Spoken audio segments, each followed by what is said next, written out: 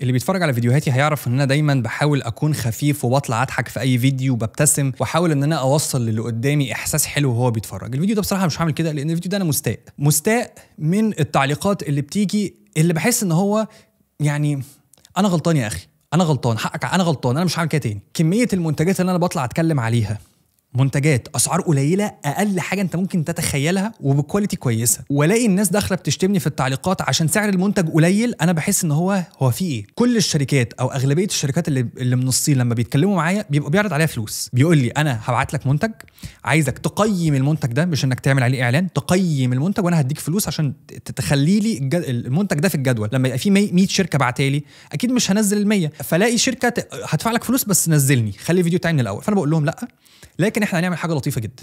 وعلى فكره انا ناوي اغير ده، انا ناوي اغير ده بعد اللي بيحصل ده. فانا اقول للشركه لا، بص ابعت لي المنتج وانا هجربه ما عنديش مشكله، لكن عايزك تعمل خصم في الفتره اللي انا هنزل فيها الفيديو، تعمل فيها خصم على المنتج يبقى 50 60 70% المتابعين يستفيدوا بيه اقصى استفاده ممكنه.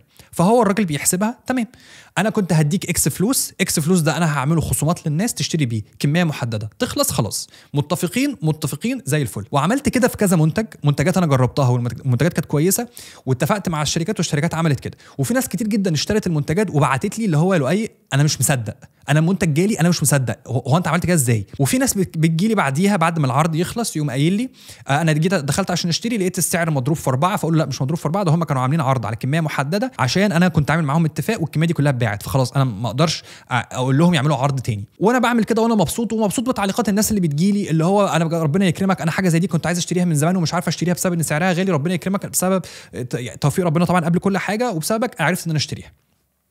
ومنتجات كويسه جدا. وبقول دايما في كل فيديو او في معظم الفيديوهات انك انت المنتج ده مناسب لكذا، المنتج ده مناسب للطلاب، المنتج ده مناسب للناس اللي بتشتغل، المنتج ده مناسب للجيمرز. بقول فأفاجأ ان احد المنتج سعره قليل جدا طبعا، ولو انت عايز تجيب منتج زيه هتدفع فيه 3-4 اضعاف السعر. والمنتج قلت الاستخدامات بتاعته، قلت يا جماعه المنتج ده مش للجيمنج، المنتج ده مش للجرافيك ديزاين، المنتج ده مش للمونتاج، المنتج ده للطلاب، المنتج ده للناس اللي بتشتغل على الوورد والاوفيس والى اخره. وافاجئ في التعليقات ناس بتشكر ربنا يكرمك ربنا يكرمكم طبعا، وافاجئ ان في ناس داخله عيب على دقنك يا كذاب يا مش انا اشتريت المنتج وجيت اشغل عليه لعبه كذا والمنتج هنج والمنتج سخن. طب ما انا قلت لك ان المنتج ده مش بتاع جيمنج، ما انا قلت لك ان المنتج ده مش بتاع برامج جرافيكس، ما انا قلت لك ان المنتج ده مش بتاع ديزاين. انت بقى بناء على ايه استخدمت الحاجات اللي انا قايل لك عليها ان هو مش كده، وجاي بعد كده تلومني وتقول لي اصل لؤي اصل مش لؤي؟ وانت اكيد بتاخد فلوس، وانا والله العظيم ما اخدت اي فلوس. وعشان تعرفوا برضو نقطه تانية، انا غالبيه المنتجات اللي بتجيلي بوزعها،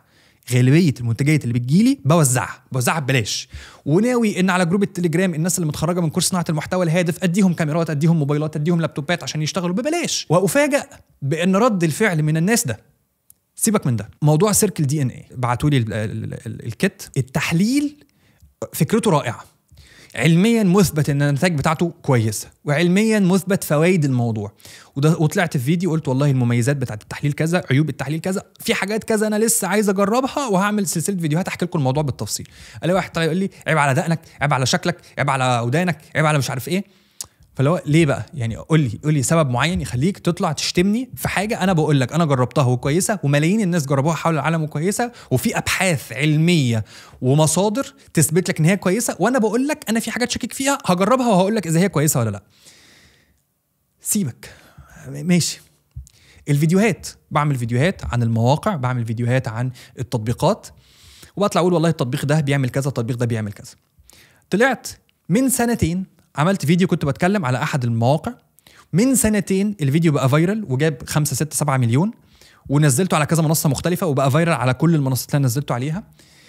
وافاجئ بعديها بسنتين ان احد التعليقات جاي يقول لي انت كذاب، وطبعا احنا بنتكلم بقى ايه 5000 كومنت داخلين يقولوا ربنا يكرمك جربنا الموقع واشتغل والدنيا زي الفل.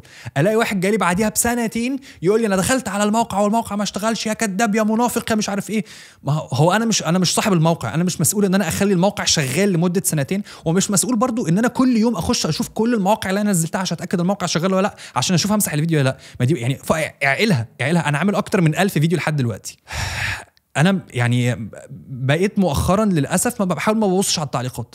زمان كنت برد، اللي يفتكر كنت برد على كل تعليق، بعد كده ساعه ساعتين في اليوم ماسك الموبايل عمال ارد على التعليقات. دلوقتي بقيت بحاول ما اخش على التعليقات من كتر ما انا بشوف تعليقات سخيفه.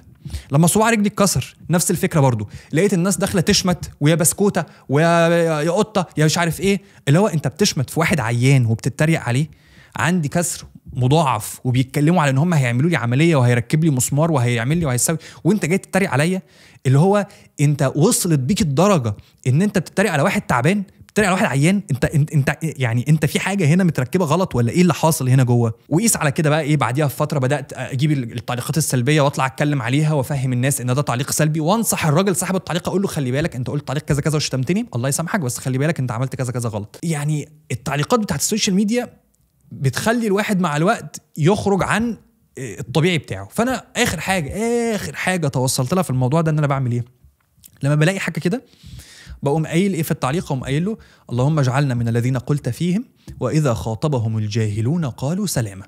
انبسطت جدا جدا جدا لما لقيت في صناع محتوى واخدين اللي انا عامله ده اذا خاطبهم الجاهلون قالوا سلاما، وطالعين عاملين فيديوهات بيقولوا احنا هنرد وهنقول كده. انا مش بعتبرها سرقه محتوى ولا سرقه فكره، اسرق يا حبيبي براحتك ولا يهمك، انا مبسوط بده. وواحد عامل ما شاء الله احد صناع المحتوى عمل برضو فيديو وبقى ترند وفايرال وجاب 8 9 مليون. انا مبسوط جدا بالثقافه دي واتمنى ان هي تنتشر، ان لما في حد يجهل عليك زي ما الناس دي بتجهل عليا واذا خاطبهم الجاهلون قالوا سلاما. نقطه اخيره بقول لك في اخر الفيديو، جرب المنتج وكالعاده ادعي لي.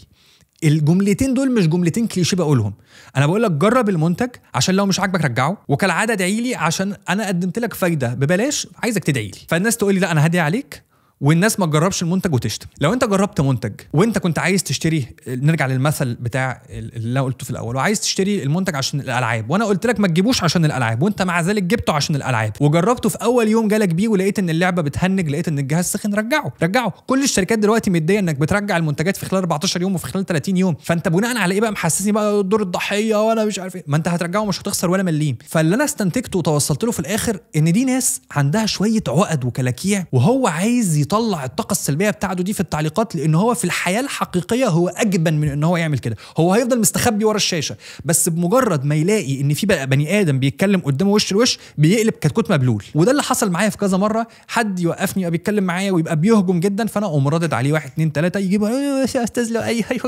فاللي هو القطه اللي هو القطه دي لو انت فعلا دي شخصيتك فما تعمليش نفسك فيها بقى ايه اسد في الكومنتات صح.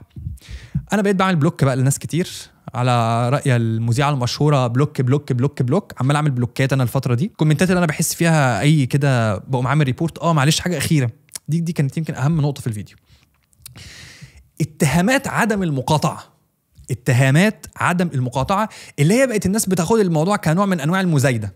بقى الناس تستخدم المقاطعة استخدامين، او الاستخدامين الوحشين، المزايده اللي هو انا اجمد منك انا مش عارف ايه، والاستخدام الثاني ان هو ان احنا نهد في براند مصريه او عربيه او في شركه على ان انا اطلع عليها اشاعه ان هي مش مقاطعه وان هي شخصيه مقاطعه. وده انا شفته في بدايه المقاطعه، احد اشهر الشركات العربيه تم اتهامها بان هي شركه زباله، وانا رحت اتكلمت مع مؤسسين الشركه اللي انا عارفهم، قال لي والله العظيم لؤي احنا ابعد ما يكون، وخش اعمل بحث. ودخلت عملت بحث وطلع عندهم حق، وطلع ان دي اشاعه من منافس عشان يتهموا الموضوع المقاطعه. موضوع المقاطعه ده انا هعمل له فيديو منفصل ان شاء الله، لكن مزايدات الناس في الموضوع ده مش صح. قاطع طبعا، بس ما ترميش الناس بالباطل ان هم مش مقاطعين، لان في شركات كتير اتضررت وجت تكلمني اللي هو ايه احنا مظلومين ومش عارفين ناخد حقنا، فاطلع اتكلم عننا. فما نرميش الناس بالزور والبهتان، خلي معاك دليل، خلي معاك مصدرك، خليك بتعمل حاجه باحترام، مش بنعمل الحاجه ايه بنصب وكده، لان في الاخر دي سيئات انت هتحاسب عليها.